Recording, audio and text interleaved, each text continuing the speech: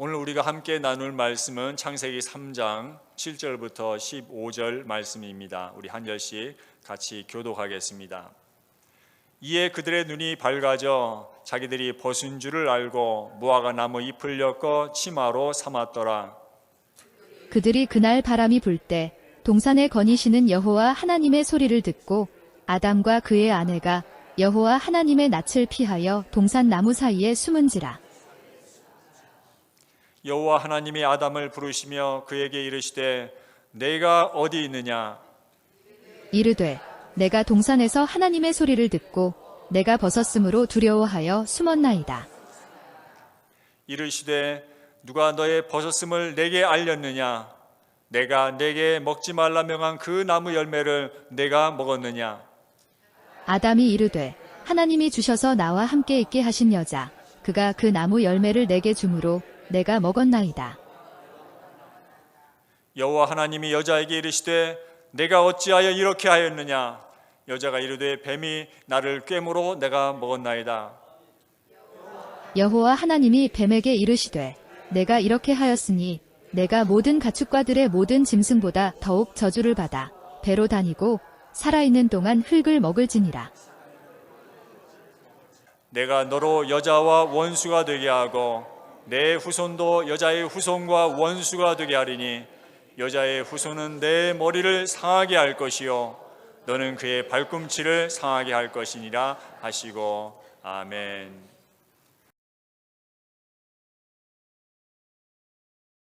사랑하는 성도 여러분, 인생을 살다 보면 마치 엎질러진 물처럼 도저히 주워 담을 수 없는 처참한 실패의 순간들이 있긴 합니다. 그런 순간들을 우리는 마주하곤 하죠. 그때 그러지 말았어야 했는데 아무리 후회해도 시간을 되돌릴 수 없음을 깨달을 때 우리는 깊은 절망과 두려움을 느끼곤 합니다.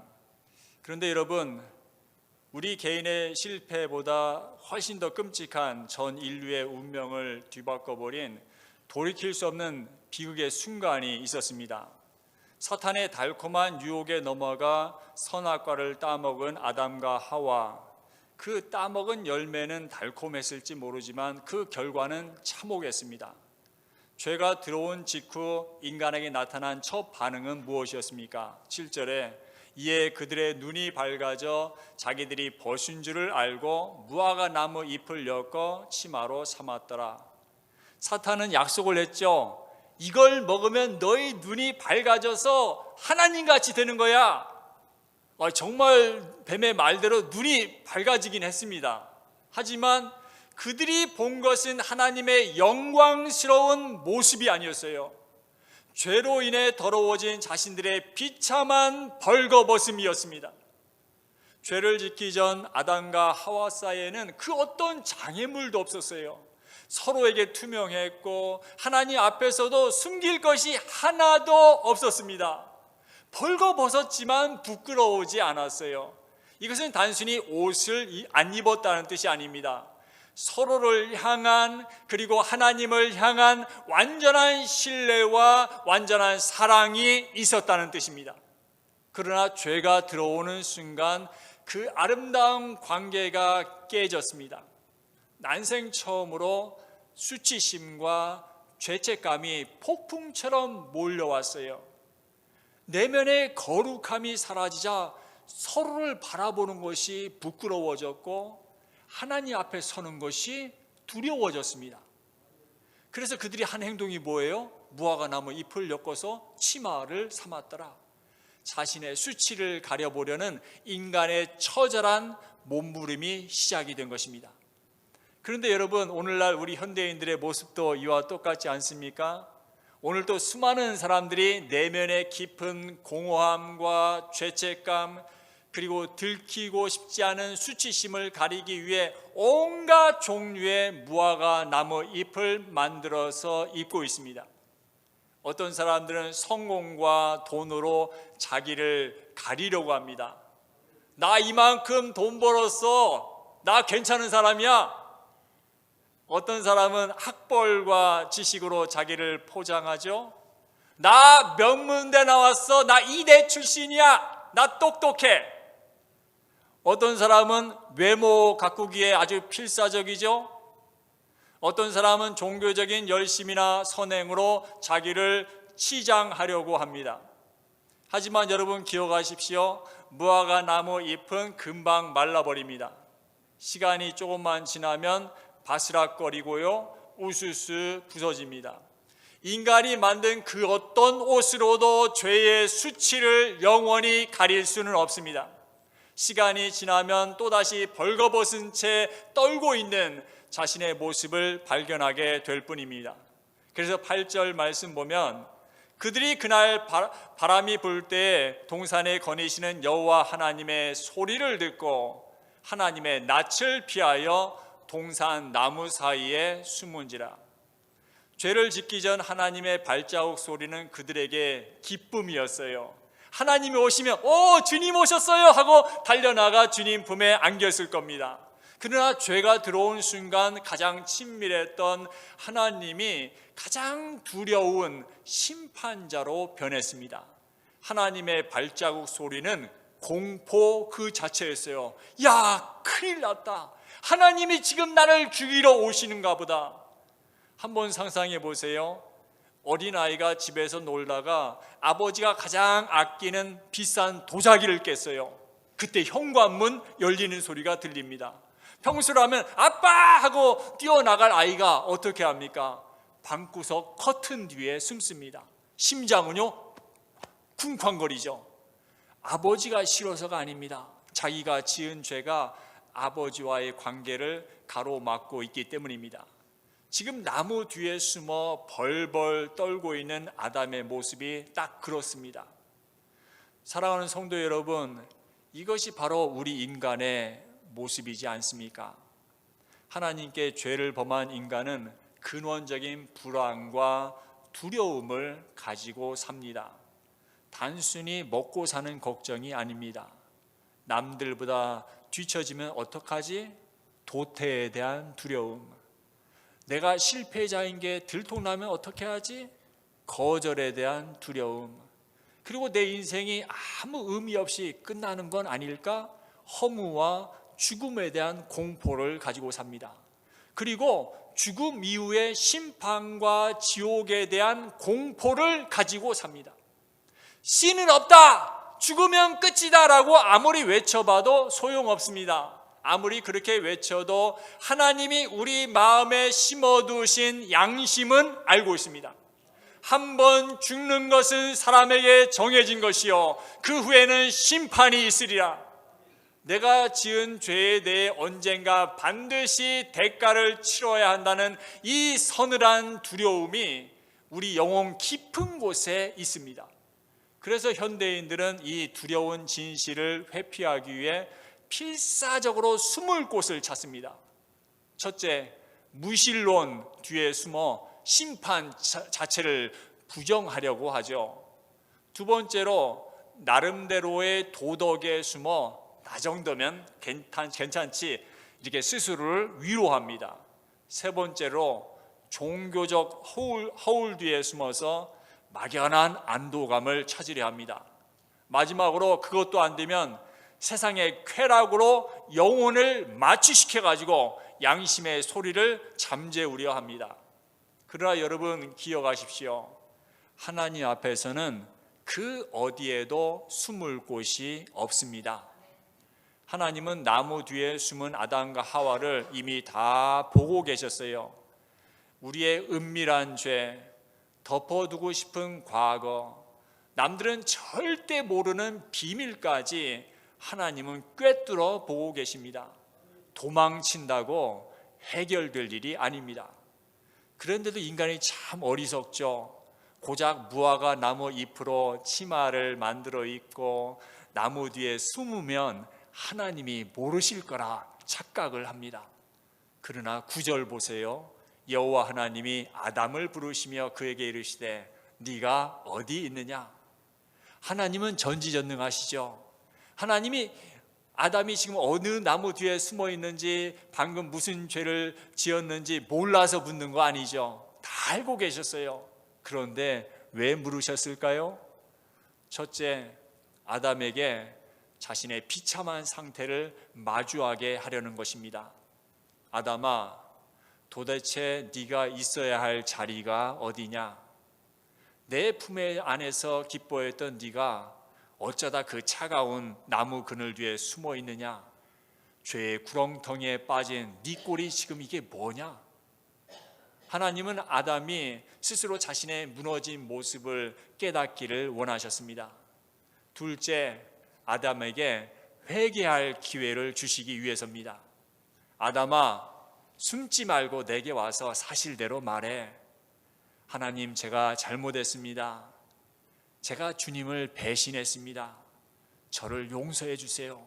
하나님은 아담의 입에서 이 회개의 고백이 나오기를 간절히 기다리셨습니다. 그러나 하나님의 이 간절한 부르심 앞에 아담이 어떻게 반응했어요? 안타깝게도 그는 회개하지 않습니다. 12절에 아담이 이르되 하나님이 주셔서 나와 함께 하신 여자, 그가 그 나무 열매를 내게 주므로 내가 먹었나이다. 아담은 지금 구차한 핑계를 대고 있어요. 책임을 전가하고 있습니다. 그런데 가만히 들어보면 단순히 아내 탓만 하는 것이 아닙니다. 하나님이 주셔서 나와 함께 있게 한 여자라고 콕 집어 말합니다. 즉 원인 제공자가 하나님이라는 거예요. 하나님, 솔직히 말해서 당신이 문제입니다. 당신이 저 여자, 저 옆에 애를 내게 주지 않았더라면, 나 혼자 있었다면 이런 일 없었을 거 아닙니까? 하나님께서 만드신 저 여자가 내게 줘서 먹었을 뿐입니다. 이건 내 탓이 아니라 아내 탓이고 결국은 하나님 탓입니다. 이 자신의 죄를 인정하기는커녕 도리어 하나님을 비난하는 이 뻔뻔함, 이것이 바로 타락한 죄인의 본성입니다. 하나님은 여자에게도 물으셨어요. 13절에 네가 어찌하여 이렇게 하였느냐? 여자가 이르되 뱀이 나를 깨물어 내가 먹었나이다. 하와도 똑같죠. 남편을 따라 책임을 전가합니다. 뱀이 나를 깨물어 내가 먹었나이다. 나는 피해자예요. 저 뱀이 사기꾼입니다. 그 어디에도 내 탓입니다, 내가 죄인입니다 말하는 사람은 없습니다. 아담부터 시작된 이 책임 전가의 바이러스는 오늘날 우리 사회와 우리 혈관 속에도 여전히 흐르고 있습니다. 가정이 깨어질 때를 여러분 한번 보세요. 여보, 다 내 탓이야. 내가 부족해서 그래. 이런 말 들어보셨습니까? 거의 없죠. 대부분 눈에 핏대를 세우고 소리칩니다. 다 당신 때문이야. 당신이 그때 그런 말만 안 했어도 내가 이러진 않았어. 남편 탓, 아내 탓, 부모 탓, 자식 탓, 환경 탓만 난무하죠. 교회가 어려울 때도 마찬가지죠. 주여, 이 모든 문제가 나의 허물과 죄 때문입니다. 그렇게 가슴 치는 회개의 기도는 사라지고 저 집사 때문이야, 목사님 때문이야, 장로님 때문이야, 날선 그런 손가락질만 남죠. 옛말 틀린 거 하나 없습니다. 잘 되면 누구 탓? 지 탓. 못 되면 누구 탓? 조상 탓. 입만 열면 누구 때문에라고 합니다. 자기도 뒤에서 똑같은 짓 하면서 남을 비난하고 원망하는 데는 아주 국가대표 선수들이죠. 이 세상에 진심으로 내 탓이요 하는 사람이 있을까요? 거의 없습니다.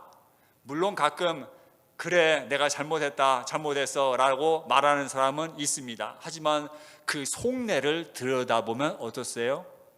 진짜로 뉘우친 게 아니고 아휴 그래 알았어, 더러워서 내가 피한다, 그냥 내가 잘못한 걸로 치자, 그만 좀 해라, 뭐 이런 식 아닙니까? 재미있는 이야기가 있어요. 예전에 천주교에서 사회 정화 차원에서 내 탓이요 하는 운동을 벌인 적이 있죠. 차에 스티커를 붙이고 다녔어요. 근데 이게 참 아이러니한 게 정말 내 탓이라고 생각한다면 그 스티커를 운전석 앞에 붙여서 내가 봐야 하지 않습니까? 그런데 남들 다 보라고 차 뒤 유리에 붙여놓으니까 어떻게 돼요? 뒤에 운전자가 볼 때는 앞 운전자 탓이 아니라 뒷 운전자 자신의 탓이 되는 거죠. 입으로는 내 탓이라지만은 속으로는 여전히 네 탓을 하고 있는 것, 이것이 우리 인간의 모습입니다. 죽어도 내 탓이라고 안 합니다. 죄를 짓고도 뻔뻔하고 당당한 것, 이것이 죄인의 특징입니다.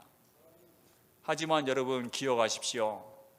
우리가 하나님 내 잘못입니다 라고 정직하게 인정하는 바로 그 순간부터 회복은 시작되고 행복의 문은 열립니다. 성경이 우리에게 끊임없이 요구하는 것은 딱 하나, 회개입니다. 잘못을 인정하라는 거예요. 인정하면 하나님이 고쳐주시고 회복시켜주시고 용서해 주십니다. 하나님은 우리에게 네가 지은 죄값을 다 갚으라고 요구하지 않으십니다.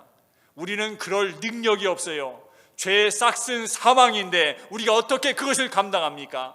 우리가 죄를 갚으려면 우리는 다 죽어야 돼요. 그러므로 하나님이 원하시는 것은 죄의 빚을 갚으라는 게 아닙니다. 단지 네가 지은 죄를 인정하라는 것입니다. 하나님은 우리에게 이렇게 말씀하세요. 자백은 네가 해라. 그러면 계산은 내가 하마. 우리가 죄를 인정하기만 하면 그 죄의 엄청난 대가는 하나님께서 친히 처리해 주시겠다는 약속입니다. 그렇다면 하나님은 우리의 그 무거운 죄를 어떻게 대신 처리하실까요? 먼저 하나님은 뱀, 사단에게 시선을 돌리십니다. 그리고 뱀에게 질문하지 않으세요. 변명할 기회를 주지 않습니다. 곧바로 심판을 선언하십니다.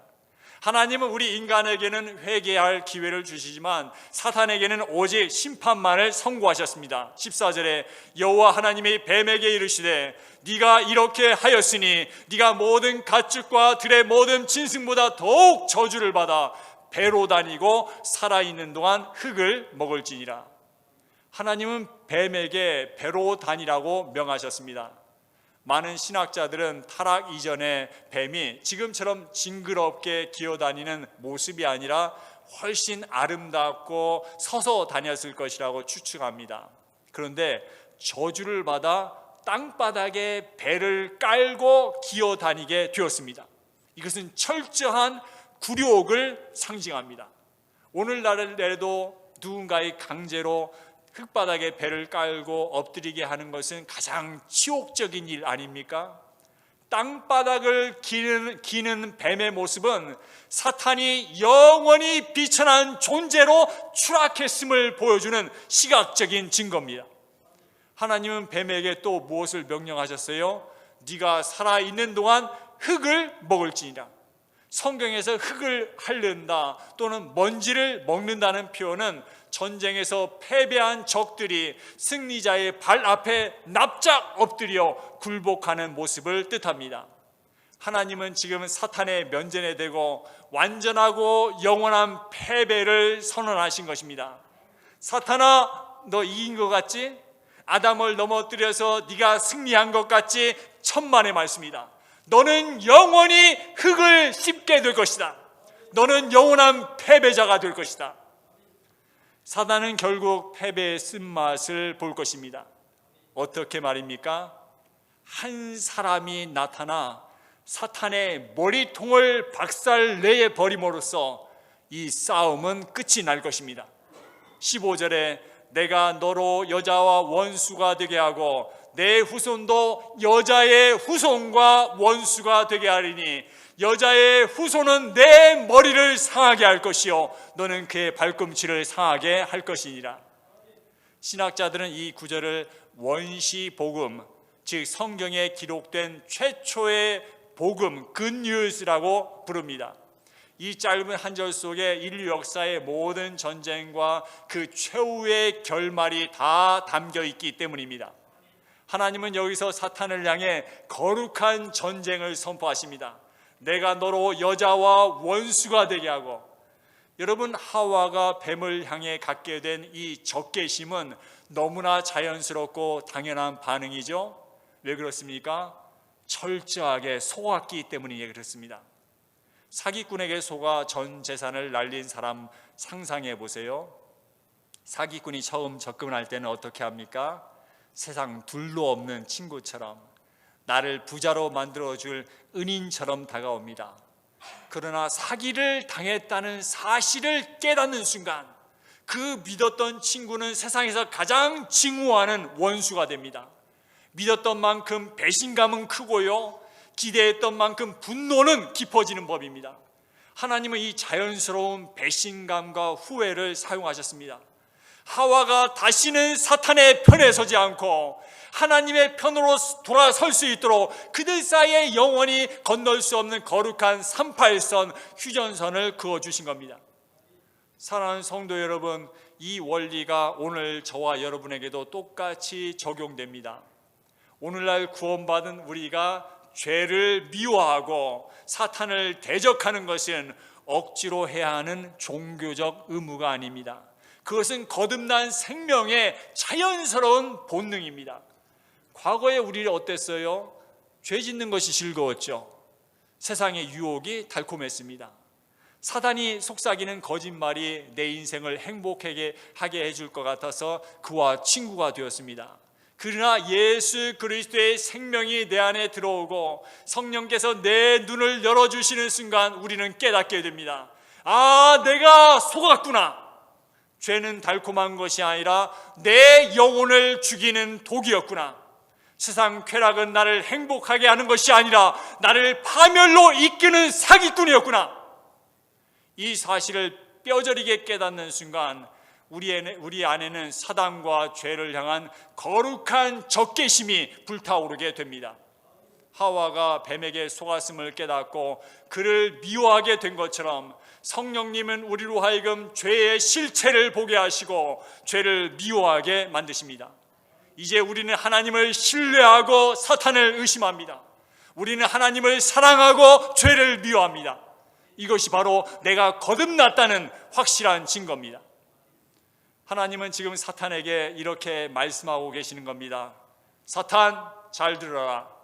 네가 아담과 하와를 무너뜨렸으니 온 인류를 다 네 손에 넣었다고 생각하느냐? 착각하지 마라. 너는 인류를 완전히 통제하지 못할 것이다. 나는 이 타락한 인류 한복판에서 나를 사랑하고 너를 미워할 거룩한 새 인류를 반드시 만들어낼 것이다. 하나님은 역사 속에서 사단의 세력과 치열하게 싸울 거룩한 무리, 교회를 남겨두시겠다고 약속하신 것입니다. 그러나 여러분, 결국 사탄의 머리를 박살내고 최종 승리를 가져올 존재는 우리가 아닙니다. 15절 하반절 말씀 주목해 보세요. 여자의 후손은 뱀 내 머리를 상하게 할 것이요 너는 그의 발꿈치를 상하게 할 것이니라. 하나님은 뱀의 머리를 깨버릴 그 결정적인 승리자를 가리켜 그 희라고 단수로 지칭합니다. 바로 그분이 예수 그리스도이십니다. 그런데 왜 하필 여자의 후손이라고 부를까요? 생물학적으로 모든 인류는 남자의 씨를 통해서, 남자의 정자를 통해서 태어난 남자의 다 후손들이죠. 그러나 하나님은 창세기 3장 15절에서 인류 역사상 유일무이한 존재를 예고하셨습니다. 남자의 씨가 아니라 오직 여자의 몸만을 빌려 태어날 특별한 존재, 아담의 원죄를 끊고 오실 거룩한 구원자를 약속하셨습니다. 이 미스터리 같은 약속은 수천 년 뒤 이사야 선지자의 입을 통해서 구체화되었죠. 이사야서 7장 14절, 보라 처녀가 잉태하여 아들을 낳으리니 그의 이름을 임마누엘이라 하리라. 그리고 마침내 때가 참에 동정녀 마리아의 몸에서 성령으로 잉태되신 우리 주 예수 그리스도를 통해서 이 약속은 완벽하게 성취되었습니다. 인류 역사상 남자의 개입 없이 오직 여자에게서만 태어나신 분은 오직 예수님 한 분뿐입니다. 이것이 왜 중요합니까? 모든 인간은 죄인인 아담의 후손으로 태어나면서 이 죄를 물려받습니다. 하지만 예수님은 남자의 혈통 따르지 않으셨기에 아담의 죄가 유전되지 않았습니다. 죄 없는 몸으로 오셔야만 우리의 죄를 대신 짊어지실 수 있는 자격이 생깁니다. 세상의 훌륭한 성인들, 공자, 석가모니, 마호메트, 그들은 위대한 스승일지 몰라도 우리의 구원자가 될 수는 없습니다. 그들은 모두 남자의 후손, 즉 아담의 피를 물려받은 죄인들이기 때문입니다. 죄인은 죄인을 구원할 수 없습니다. 물에 빠진 사람이 같이 빠진 사람을 건져낼 수 없는 것과 똑같습니다. 오직 죄 없으신 여자의 후손 예수님만이 우리를 구원하실 수 있습니다. 15절 하반절, 여자의 후손은 내 머리를 상하게 할 것이요 너는 그의 발꿈치를 상하게 할 것이니라. 그날 이 선포를 들은 사단은요, 공포에 질렸습니다. 야, 이거 큰일 났네. 내 머리를 박살낼 그가 온다. 그때부터 사단은 결심했어요. 그 여자의 후손이 태어나지 못하게 씨를 말려야 한다. 만약 태어난다면 그가 내 머리를 밟기 전에 내가 먼저 그를 죽여야 한다. 그래서 구약의 역사를 보면 메시아의 혈통을 끊으려는 사탄과 그 혈통을 지키시는 하나님의 치열한 전쟁터였습니다. 사탄은 가인을 충동질해서 아벨을 쳐 죽이고요, 바로 왕을 통해 히브리 남자 아이들을 나일강에 던졌습니다. 아달랴 여왕을 통해서 다윗의 왕손들을 학살하려 했어요. 예수님이 태어나셨을 때는 헤롯 왕을 통해서 베들레헴의 아기들을 죽였습니다. 광야에서는 예수님을 시험했고 낭떠러지에 예수님을 밀어버리려 했고 풍랑으로 예수님이 타신 배를 뒤집으려 했습니다. 사탄은 할 수 있는 모든 짓을 다 했어요. 그리고 마침내 골고다 언덕에서 사탄은 최후의 일격을 가했습니다. 가룟 유다를 꼬드기고 종교 지도자들을 선동해서 예수님을 십자가에 못 박아버렸어요. 예수님의 손과 발에 못이 박히고 피와 물을 쏟으며 숨을 거두시는 그 순간 사탄은 쾌재를 불렀을 것입니다. 성공했다. 내가 드디어 여자의 후손을 죽였다. 내가 이겼다. 그러나 여러분, 사탄은 몰랐어요. 자신이 예수님의 발꿈치를 물었을 뿐이라는 사실을. 사단이 승리를 자축하며 샴페인을 터뜨리는 바로 그 순간, 십자가 위에서는 인류의 모든 죄를 씻는 보혈이 흐르고 있었습니다.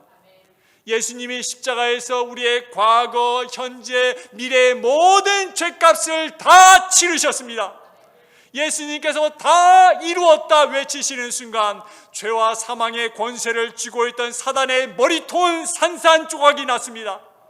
사흘 뒤 무덤 문이 열리고 예수님이 부활하셨을 때 사단의 패배는 영원히 확정되었습니다.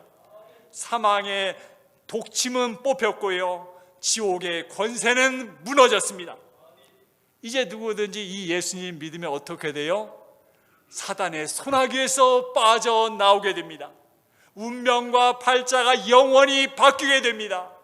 죄 사함 받습니다. 영원한 생명을 얻습니다. 심판에 이르지 않습니다. 사망에서 생명으로 옮겨지게 됩니다. 하나님의 자녀가 됩니다. 천국의 시민권을 갖게 됩니다.